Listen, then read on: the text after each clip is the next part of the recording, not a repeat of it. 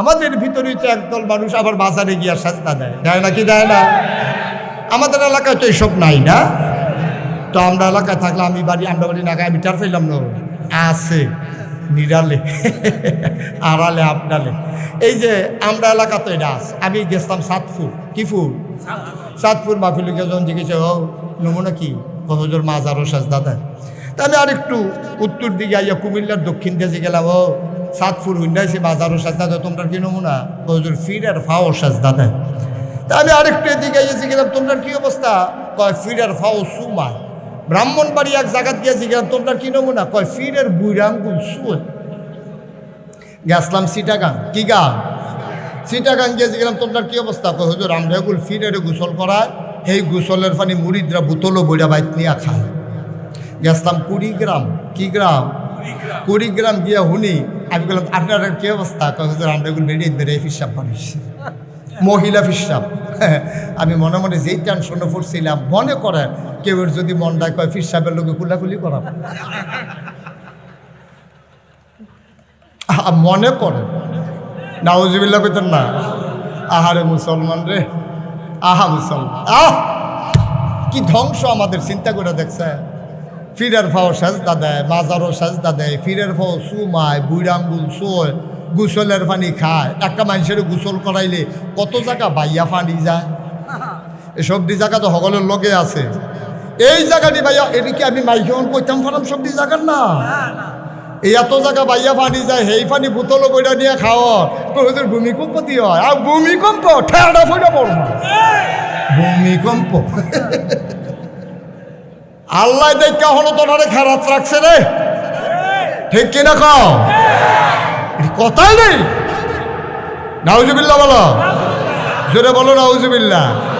এখন নবীজির কাছে কথা মনে আছে নিও, সাহাবা গিয়া আমার আপনি একটা কথা কইয়ে দেওয়ান লাগবো, আমি যেন জান্নাত যাকে চিন্তা করে অবুদুল্লাহ, তোমরা একমাত্র আল্লাহর ইবাদত করো। কোরআন শরীফ সূরা বাকারার ভিতরে কি সুন্দর করে কইছে, ইয়া আইয়ুহান নাসু উবুদু রাব্বাকুম আল্লাযী খালাকাকুম ওয়াল্লাযীনা মিন ক্বাবলিকুম লাআল্লাকুম তাত্তাকুন। ইয়া আইয়ুহান নাস, হে মানুষেরা, উবুদু রাব্বাকুম, তোমরা ইবাদত করবা শুধু আল্লাহর, তোমার যিনি রব, এর বাইরে কারো ইবাদত করা যাবে না। সূরা লুকমান, এই পৃথিবীর ভিতরে একজন জ্ঞানী মানুষ ছিলেন, ওই মানুষটার নাম ছিল লোকমান। এই লোকমান আলাইহিস সালাম একদিন তার ফুতেরে ডাক দিছে, দিয়া কইয়া বুনাইয়া, ও আমার আদরের সন্তান, আমার কলজার টুকরা, আয় আয় আমার কাছে আয়। সন্তান আমার, ও সন্তান, ইয়া বুনাইয়া লা তুশরিক বিল্লাহ, আল্লাহর সাথে কাউকে শিরক করবি না, ইন্নাশ শিরকা লাযুলমুন আযীম, শিরক হইল সবচেয়ে বড় গুনাহ। সুতরাং আবার মন দিয়ে শোনো, ফয়সালা নিয়ে যাও, ইবাদত করব কার? চাইব কার কাছে? যিনি দিতে পারেন তিনি কে? সকল ক্ষমতা কার? ইনিল হুকমু ইল্লা লিল্লাহ, আল্লাহ ছাড়া কারো বিধান আমরা মানি না, মানি না, মানি না, ঠিক কিনা? তাহলে চাইব কার কাছে? আবার কোন চাইব কার কাছে?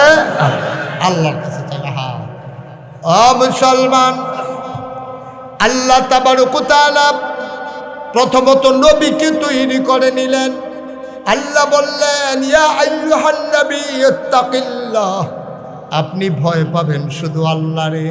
ও মানুষ, ভয় পাইও শুধু আল্লাহরে, তাইলে তোমারে দুনিয়ার কোনো লোভ লালসা তোমারে কাত করতে পারবে না, দুনিয়ার কোনো রক্তচক্ষু তোমাকে ভয় দেখাতে পারবে না। যার অন্তরে আল্লাহর ভয় পয়দা হয়ে যায়, দুনিয়ার কোনো ভয় তার কাছে কোনো ভয় মনে হয় না।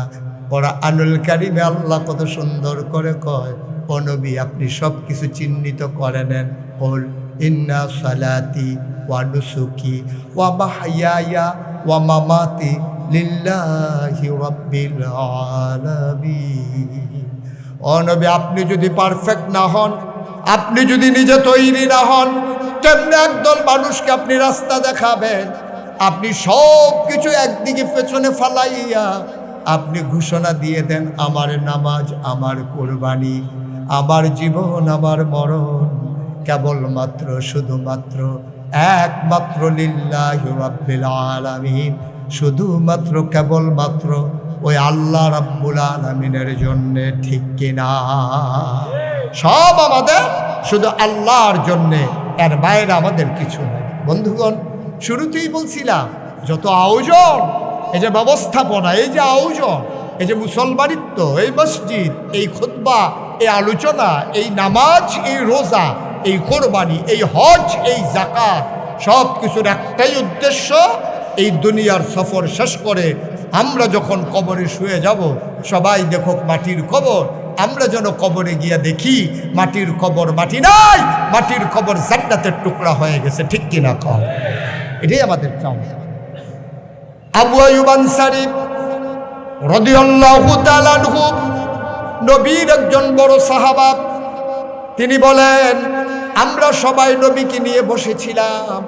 নবী একটা মজলিসের মাঝে বসে আছেন, এমন সময় একজন সাহাবা দৌড়ে এসে ঢুকলেন, নবীকে সালাম দিলেন, আসসালাতু ওয়াসসালামু আলাইকা ইয়া রাসূলুল্লাহ, আসসালাতু ওয়াসসালামু আলাইকা ইয়া হাবিবাল্লাহ, আসসালাতু ওয়াসসালামু আলাইকা ইয়া শাফিয়াল মুজনুবিন, আসসালাতু ওয়াসসালামু আলাইকা ইয়া রাহমাতাল লিল আলামিন। নবী বললেন, ওয়ালাইকুম আসসালাম। লোকটা দাঁড়িয়ে কাঁদতে শুরু করলো, ডাক দেখো, নবী গো, ও নবী, ও নবী, আপনি আমাকে এমন একটা আমলের কথা বলে দেন, আমি যেন জান্নাতে চলে যেতে পারি, তাড়াতাড়ি আমাকে বলে দেন। মানুষগুলা কয়, লোকটার কি হলো? লোকটা এমন পাগল হয়ে গেল কেন, অস্থির হয়ে গেল কেন? সাহাবা কান্দে আর কয়, ও নবী, আমি জান্নাত কারে কয় চিনে ফেলেছি, জাহান্নামের ভয়াবহতা আমি জেনে ফেলেছি। ও নবী, ও নবী, আপনি আমার একটা আমল বলে দেন, যত কঠিন হোক, যত কষ্ট হোক, আমি আমল করবই করব, আমি যেন জান্নাতে যেতে পারি। আমি আপনার কাছে এসেছি, আল্লাহ যেমন সারে, আপনিও তো সারে। আল্লাহর কথা যেমন ইসলাম, আপনার কথা, আপনার সমর্থন, আপনার যে কাজ, সবগুলোই তো ইসলাম। আল্লাহ সারে, আপনিও তো সারে। ও নবী, আপনি বলে দেন, আপনার কথাকে আমি মনে করি, আপনি যা বলবেন তাই হয়ে যাবে। আপনি দয়া করে বলে দেন এমন একটা কাজের কথা, যে কাজ করলে আমি জান্নাতি বান্দা হয়ে যাব। সাহাবারা হায় হায় শুরু করলেন, আরে লোকটার কি হলো? পাগল হয়ে গেল নাকি? অস্থির হয়ে গেল কেন? আল্লাহর নবী কয়, এই লোকটার দরকার আছে, তাকে বসতে দাও। তার ভিতরে যত পেরেশানি, তোমাদের ভিতরে তো পেরেশানি নাই, লোকটার আমার সামনে আসতে দাও। লোকটার সামনে আসলে নজরে কাঁদতে শুরু করলেন। আল্লাহর নবী বললেন, তুমি যদি জান্নাতি বান্দা হয়ে যেতে চাও, এক নাম্বারে তুমি ইবাদত করবে শুধুমাত্র, কেবলমাত্র, একমাত্র আমার আল্লাহ।